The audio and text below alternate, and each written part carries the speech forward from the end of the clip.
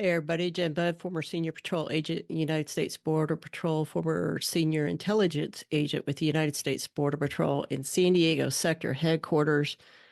This is, I think it's my third video on critical incident teams. This one's going to be about the GAO, the Government Accountability Office. It is the only oversight agency to have done an investigation into the illegal and unauthorized Border Patrol critical incident teams. And we've been waiting 2 years for this. I know. So I didn't expect much. I don't expect much out of most of these government oversight organizations because they'll claim that they're independent, but they're really not.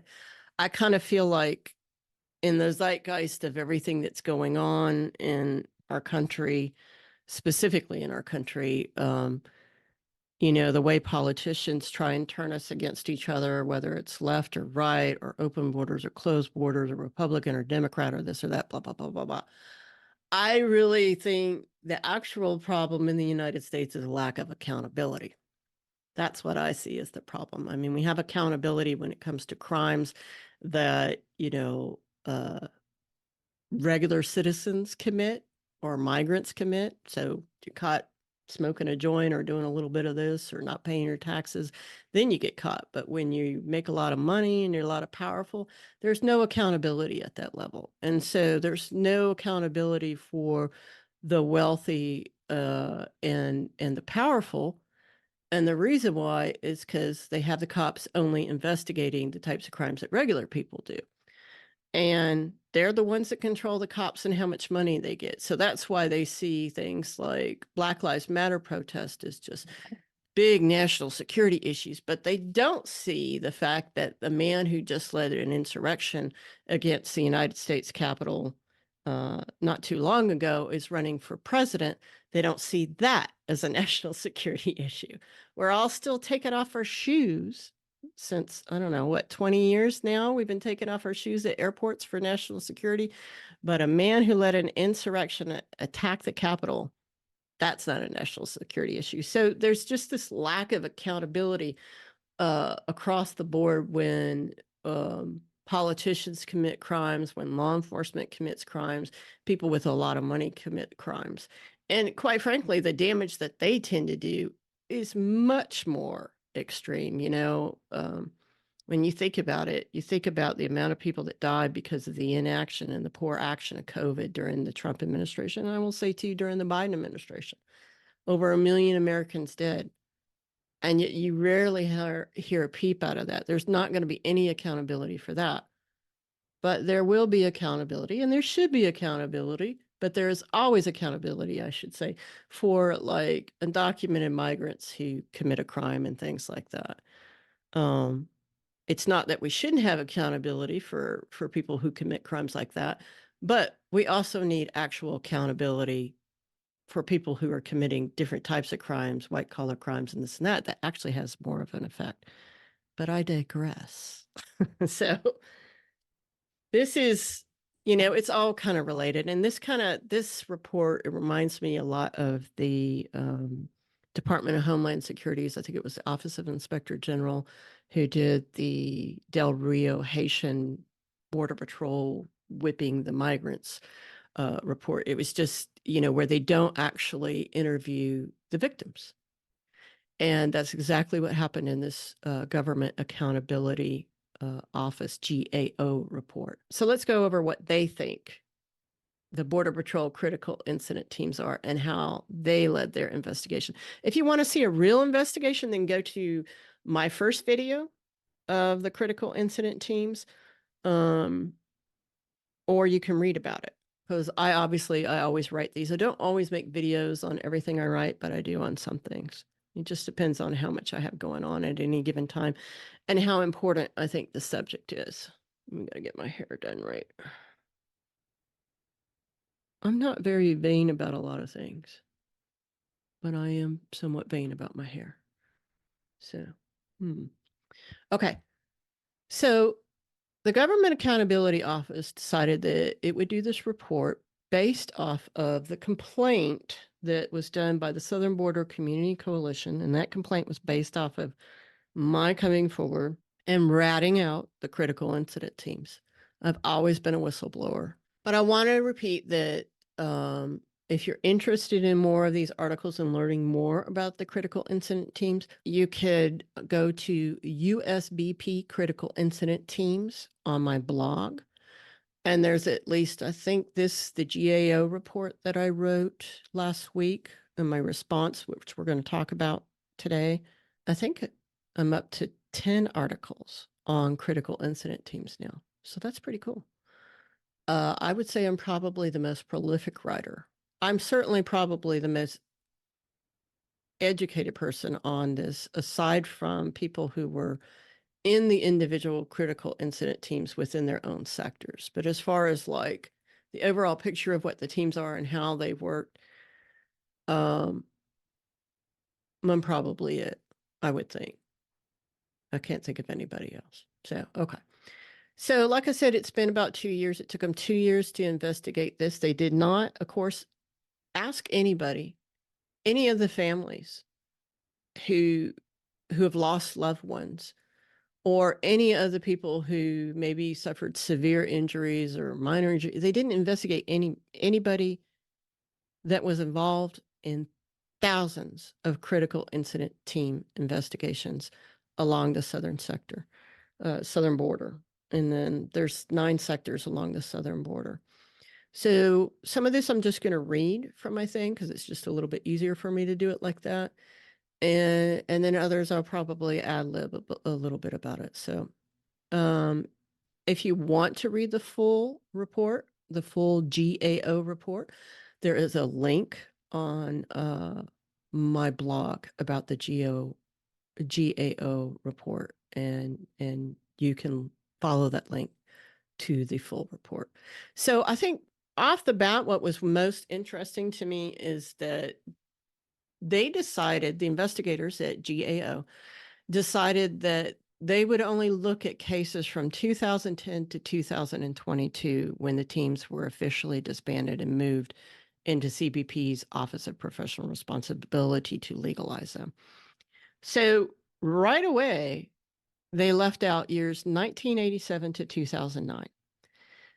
And I'm going to tell you why they did that. So that's because prior to 2010, the Border Patrol made up their own forensics and evidence classes and did not always use standard professional forensics seminars that are designed by other professional forensics investigators.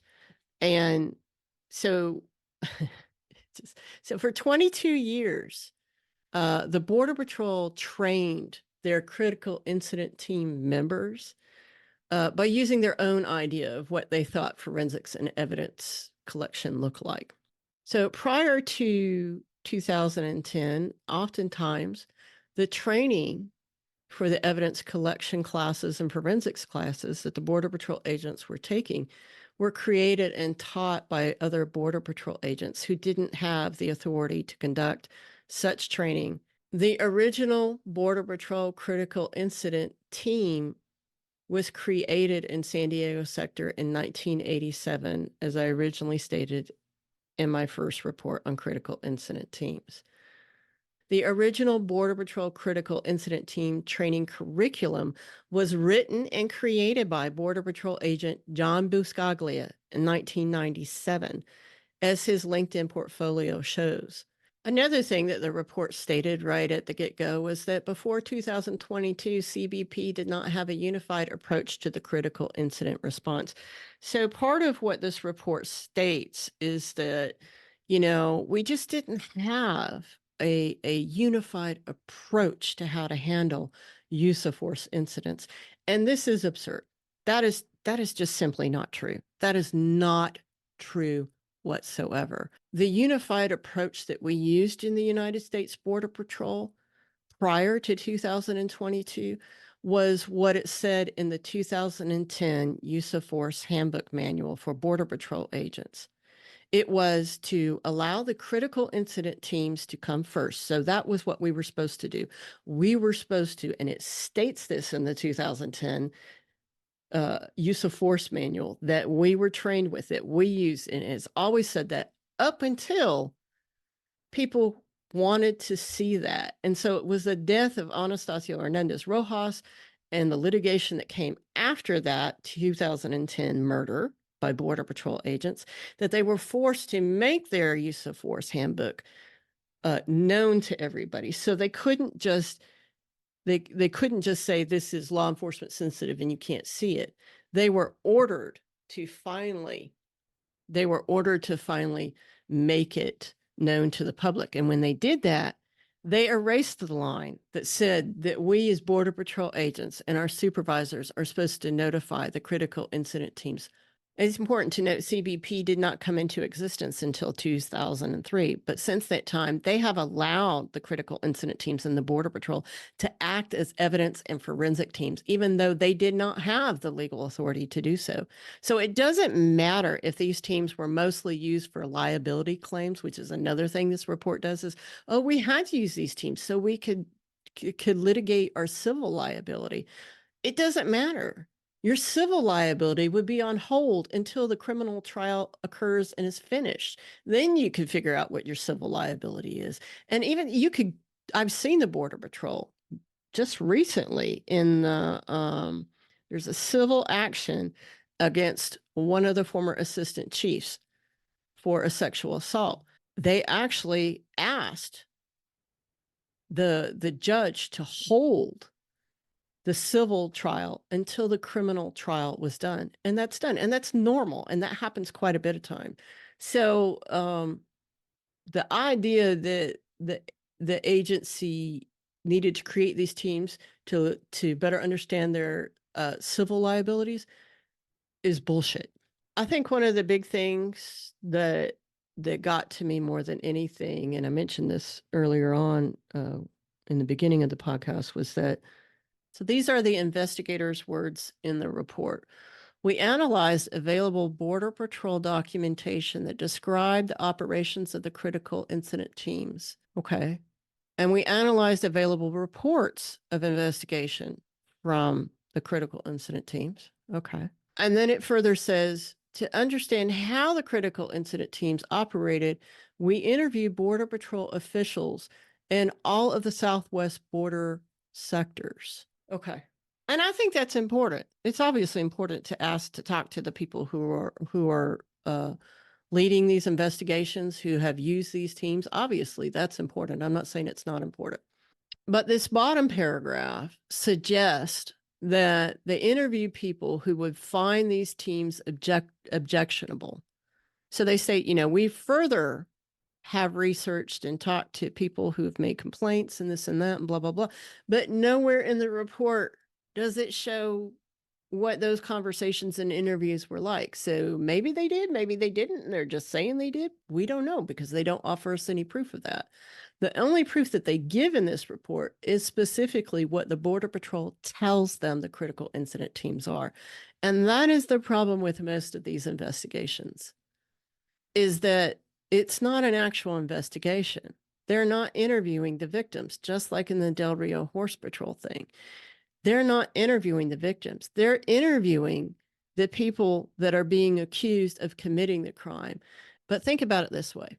Let's say you and I, we cross paths coming down the street. And for whatever reason, I decide I need to kill you and shoot you, and I kill you and shoot you.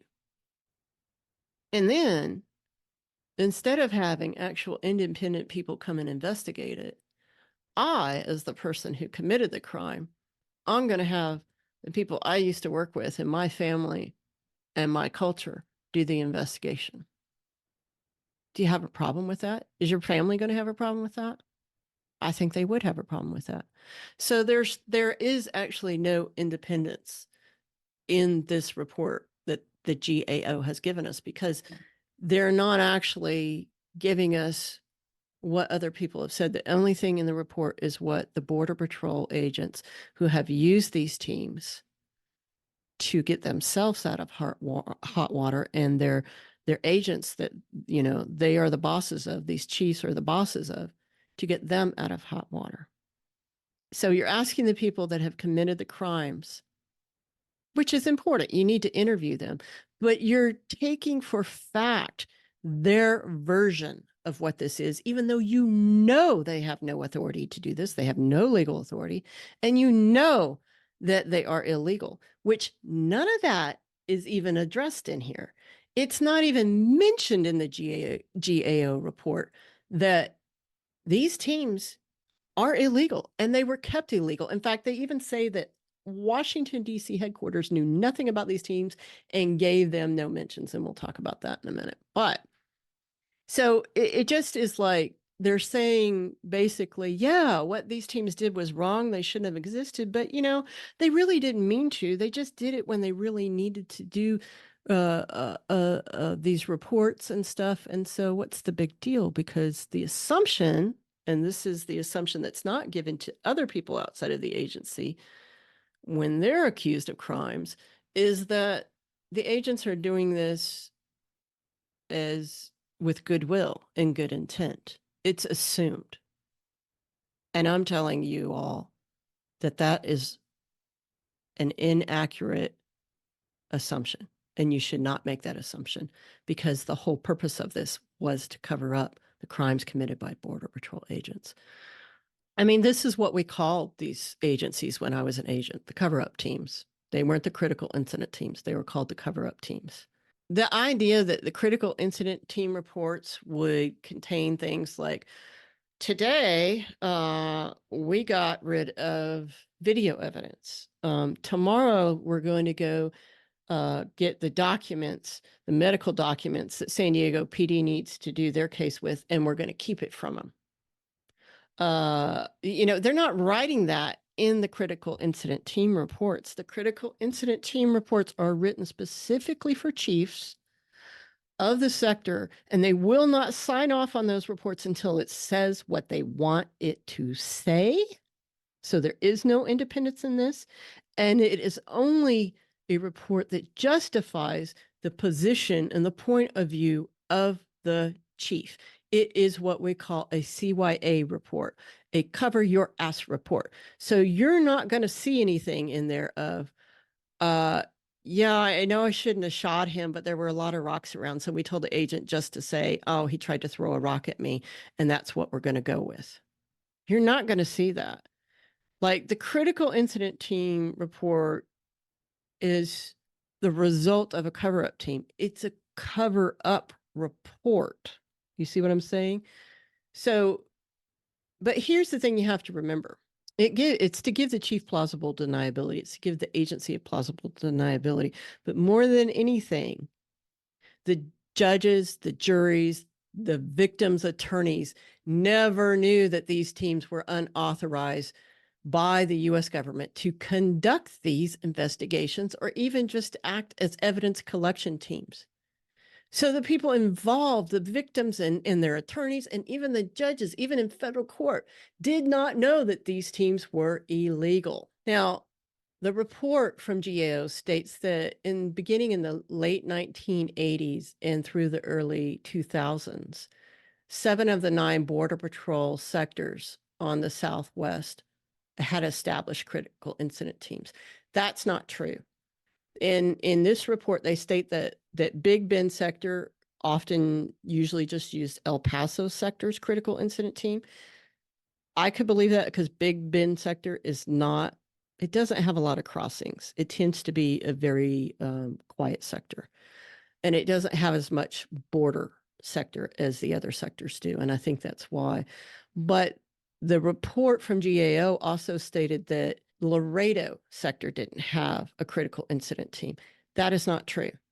Laredo sector did have a critical incident team, as reported by a lot of people, but especially by Buscaglia, who stated, oh yeah, I went and created the Laredo sector team, but we called it the sector evidence team. Now, as I mentioned in the very first video of critical incident teams, they have a variety of different names. In fact, the San Diego critical incident team was not called the San Diego critical incident team. It was called the San Diego Critical Incident Investigative Team, the CIIT. So I have also seen sectors call it the Critical Investigative Response Team, the CIRT. And so what the report states is that, Laredo didn't have one. That's not true. They had one. It was called the Sector Evidence Team. The reason why this started, and I mentioned this in the very first podcast, was in the 80s, and this doesn't expand into the 2000s. So that comment from them is not true. In the mid 1980s, when the chief of San Diego sector was Dale Cozart, what had happened is they had these border task force groups, and there was a lot of banditos in the Imperial Beach area, and they were killing and beating a lot of migrants. And so San Diego sector sent down teams of agents undercover, and also with them was San Diego PD. And in a year's time, they had like over 25 killings, 25 shootings. And that was obnoxious. And it was causing the agency to lose money in settlements, at least within San Diego sector. And it was causing the agency to become more liable and the agents themselves to become more liable. And so that is why the chief created the first critical incident teams. The truth is not what they claimed it would be, that, a lot was going on and teams needed to respond. Sometimes they say it's out in the middle of nowhere. No, this was in the middle, down in the city and everything, where there's a lot of people, and it's even within San Diego PD's jurisdiction, to be honest with you. So when they say that this was, it was started because they needed to respond to these incidents, no, there were people to respond. It wasn't just happening the way they wanted it. Examples of how Border Patrol critical incident teams are viewed by actual professional forensics investigators and homicide detectives were not included in the GA report, so I included them in this article. Here's one where they're talking about Deputy Ritchie of the Cochise County Sheriff's Office, who had made comments that they were lucky that other police, the Douglas PD was involved in this case, other agencies, the Cochise County Sheriff's was involved, and the critical incident teams. And they are making jokes amongst each other. The forensics experts, Deputy Ritchie and this other expert, are making comments of they're just lucky that other cops are here, because if it's just the Border Patrol, you'll never get to the truth of it. And so I'm going to read you this statement. And this is a forensic specialist, Fuentes, who used to be the Tucson PD forensics investigator and then also the Tohono O'odham investigator. He's a professional expert. He's deceased now. But this is a comment he made in a deposition on one of these cases, that Deputy Ritchie of Cochise County, who's a homicide investigator in this case, she made the comment in there that it was a good thing that the police were there, or they never would have heard of this for hours, which is very common with the Border Patrol. I've had a fatal shooting on the reservation that we got notified 8 hours after the fact. I've had car crashes that hours later, they send their critical incident team in. They disturb all the evidence, which they have absolutely no empowerment to do anything over than internal review. And then they call us, which is, just not right by us. That's what one investigator had to say. There's another investigator in another report, another actual forensics expert on the Jose Alfredo Yanez Reyes case that was investigated by the San Diego Critical Incident Team. It's common. It's very common for experts in these cases. I've read so many documents of court transcripts of where they're like, the experts come in and they're like, I don't know who these teams are, but they're just fucking up the scenes. It's just people driving through the scenes. They're not on the scene for hours, and people who committed the shooting have the scene for hours. They fail to maintain custody. They fail to identify and gather the correct evidence. And by the time it gets to court, then you can't even use it because the evidence was gathered so incorrectly and so poorly. And that's done on purpose, ladies and gentlemen. That is totally done on purpose because that happens constantly. Same way the critical incident teams constantly put all of the people involved. If it's a group of migrants, they'll put them all in one van. You cannot do that with witnesses. And to act like the Border Patrol doesn't know the difference when this whole time they've been running since 1987, these critical incident teams that claim that they are the experts is ridiculous. So they didn't actually investigate any of the investigations. They didn't actually read any of the investigations. They just would read parts and say, well, on this incident, critical incident team gave, help to a motorist who had an accident. Yeah, that's great. It's not to say that critical incident team agents were constantly going out and constantly shooting and committing crimes and doing all this other stuff. No, that's not what I'm saying. You can do good things as an agent, but you're also doing bad things as an agent. And as I often say, I have saved a lot of lives as a Border Patrol agent, and I have sent tens of thousands of people to their deaths. Both things can be true at the same time. I think one of the explanations that this report tries to give to say that, it wasn't a big idea and they were just doing the best they could with the resources they had, which is a load of crap, is this idea where they're like, each sector was independent and they had oversight within their sector, but it wasn't being run nationally through Washington, D.C. And so that means it was more of a like, we're doing the best we can with what we have kind of thing. That would be the old patrol. That would be the old patrol prior to 9/11 when we didn't have gas for our trucks. That kind of thing. That would be like when we had to fix the fences ourselves back in the day. This excuse, 20 years, 2 decades into DHS post 9/11, and they're still using this excuse. It's ridiculous because CBP knew about the critical incident teams since 2003. And instead of getting rid of them and having CBP OPR and other professionals do this, or so-called professionals do this, or creating that system, they have been accepting these reports. So why should we trust CBP's Office of Professional Responsibility now that the critical incident teams have moved in there and they're like, oh, now they've had the right training? Well, first of all, these are agents that were part of the old system. But secondly, let's think about the fact that CBP's Office of Professional Responsibility, OPR, has since 2013 been accepting the evidence and the reports and everything from these critical incident teams. So CBP cannot sit there and say they had no idea what these teams were and that now they're going to do the right thing. The fact that they admit to relying on sector officials who use these illegal and secret cover-up teams to provide all the evidence for their investigative report is equivalent to allowing the murderer's family and friends to conduct the homicide investigation and then turn around and explain what they did in the case. These officials they interviewed for the report are the ones who secretly use these teams to cover up the use of force. I'm not saying you shouldn't interview them, but Jesus Christ, come on. But the claim that Border Patrol headquarters in Washington, D.C. had no knowledge that these teams is absurd. Headquarters receives daily reports from every sector, and these daily reports often discuss these critical incident teams and how they are being used. Here's an example of one you could see. Sent out the CIT team.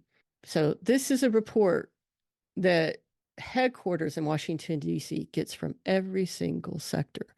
Another report that they get every day is called the Serious Incident Report. So every time there's an incident, they get that. And on there, it says critical incident teams responded. So this idea that the headquarters was somehow removed from the critical incident teams is bullshit. The other thing about that is they set up the National Use of Force Review Board and the Use of Force incident teams, investigative teams, after the Anastasio Hernandez Rojas to claim that every use of force would be further reviewed by independent people that are still, of course, CBP and Border Patrol officials.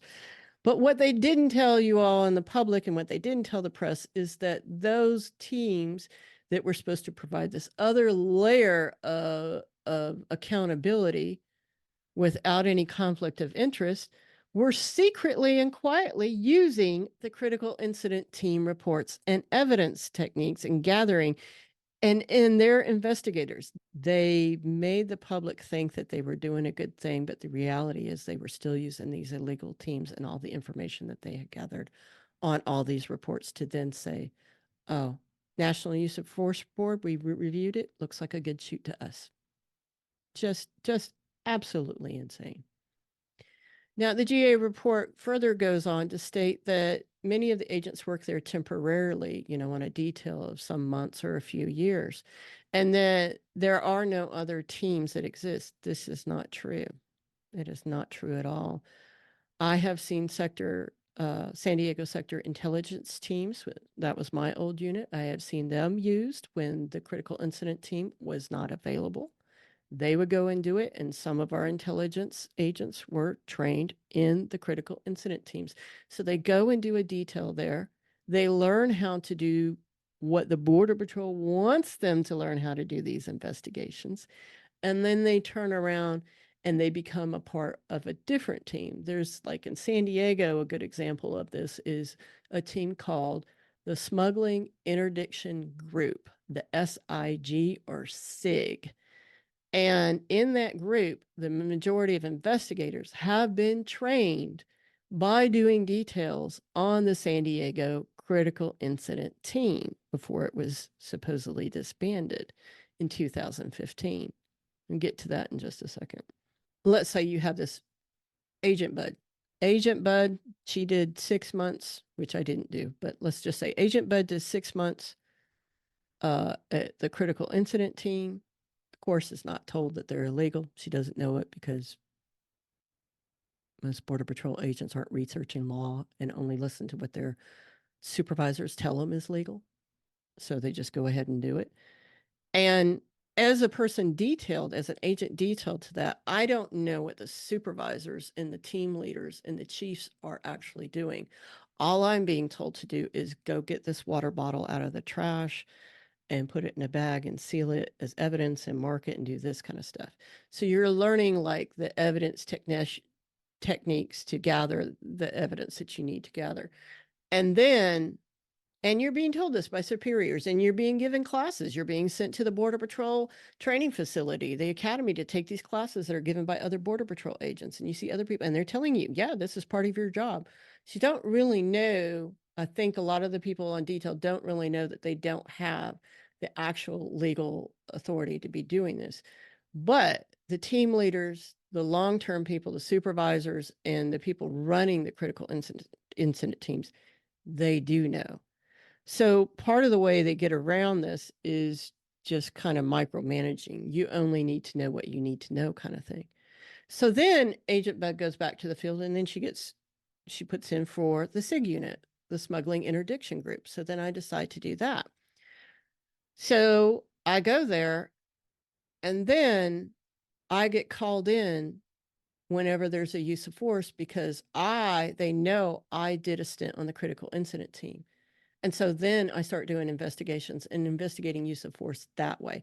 So although there technically is no San Diego critical incident team right now, and there hasn't been since 2015 because it was disbanded, there actually still is, because they exist in the people that they've trained on these other teams. And I'll show you how that works in SIG.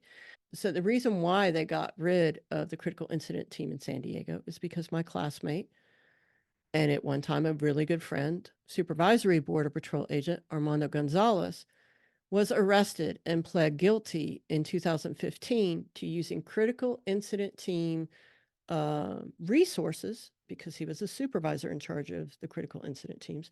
He used their resources, their cameras, to film female agents and female FBI agents and female janitors and anybody else using the female critical incident team bathroom at sector headquarters in San Diego. He filmed women changing and going to the restroom, and then he put it on the internet. And because that got so much media attention, the San Diego sector was really concerned about the leaders of Southern Border Community Coalition who made this complaint. They were really concerned about whether or not those people would realize that these teams were the cover-up teams. And that's why they disbanded him was because of Armando Gonzalez. But the people who were trained in that are still acting as a critical incident team. And you can see that here in this case of Alton Jones. Mr. Jones is a former Navy SEAL, and he encountered Border Patrol agents down at Friendship Park, which is right on the beach, right where, the beach is on one part American soil, and then all of a sudden there's a wall, and then it's Mexican soil. And he was down there on the US side jogging one day, and he ended up in an altercation with Border Patrol agents. Whether or not the man is guilty or not, I don't care about any of that. What I care about is that they use the smuggling interdiction group agents to conduct the use of force investigation into this case with Mr. Alton Jones, a former Navy SEAL, again, a United States citizen. It doesn't matter if they did the interview correctly. It doesn't matter if they read him all his rights. It doesn't matter if they offered him an attorney and none of that matters. They don't have the authority to investigate their own use of force. And the Border Patrol is still doing this. This report by the GAO, it reads more like a reason of why we should just let the agency get away with these illegal cover-up teams. At one point, they state that the teams did have local oversight from the chiefs and other managers, as if this should somehow console all of us, all of the victims, the thousands of people across the southern border who have lost loved ones to violence committed by Border Patrol agents. The report also draws the conclusion that agencies just did not have the structure or abilities to respond to these incidents as they should have. And this is a remarkable statement. It's a remarkable statement because they did have the ability to develop these secret teams. I mean, it's a remarkable statement in and of itself just because they claim that they didn't have the infrastructure and ability to respond correctly, but they did have the structure and the ability to create these teams all across the southern border. So that kind of like negates their statement like, oh, we didn't have the resources or the ability to handle these incidents that are going on. But we did have the ability to create all these corrupt teams and have them work this for, 30 something years. So it just that just doesn't that rings hollow to me, I would say. So you don't have the ability to respond to these incidents, but you did have the ability to create all these critical incident team cover-ups and create it secret for 30 something years. And even to go through a change of leadership in that you went from INS to CBP and all that, and you still managed to keep them. So that's a load of bullshit. I mean, think about what's required in creating these teams. You have to interview the people that you want. You have to get them a building. You have to get them cars. You have to get them special kits. And they did do that. They bought them hundreds of thousands of dollars worth of things, 3D scanners, fingerprint, latent pickup, fuming chambers, and all this other kind of stuff. And they hid all of that purchasing either in Border Patrol intelligence units or in the CBP's laboratory science services. Well, if you didn't think it was a big deal, then why were you hiding all the purchasing and all the training? I mean, the idea that the report gives that it suggests that the agencies, both Border Patrol and CBP, did not have the ability or resources is it's ridiculous. It's ridiculous, especially after the billions of dollars that they've received for all these years. CBP chose to keep the secret and illegal critical incident teams, and they have continued to hide their existence only until the complaint came forward through the Southern Border Community Coalition. And I can tell you that being in these teams is a highly promotionable move. And in fact, they ask you in CBP and Border Patrol as you climb the ranks, they ask you, were you part of the critical incident teams? Because they like that. The report, it failed to even compare the critical incident team work with actual investigative reports done by outside agencies. If they had looked at the Anastasio Hernandez Rojas critical incident team report to the San Diego police homicide report, if they compared the two, then they would see that the critical incident agents hid the video from the San Diego PD on purpose. They would see that they intimidated witnesses and got rid of a lot of witnesses. They would see how they intend the autopsies and so that they can know exactly what's going on and what's being done and have inside information. They would have known how they got rid of witnesses by intimidating them. They would have known that the critical incident team got the medical records from the medical examiners in the Anastasio case and then prevented the San Diego PD homicide investigators from getting them in a timely manner. These teams existed to provide cover for those in management. And more to the point, it does not matter if Border Patrol critical incident team members had legitimate forensics evidence collection training or not. No Border Patrol agent has the legal authority to conduct such investigations according to law. And that is the end of it. The fact that the entire report was written from the viewpoint with the lies and propaganda used by the agency for over 37 years to keep these cover up teams a secret is really kind of frankly all you need to know about this report before you throw it in the trash with all the others.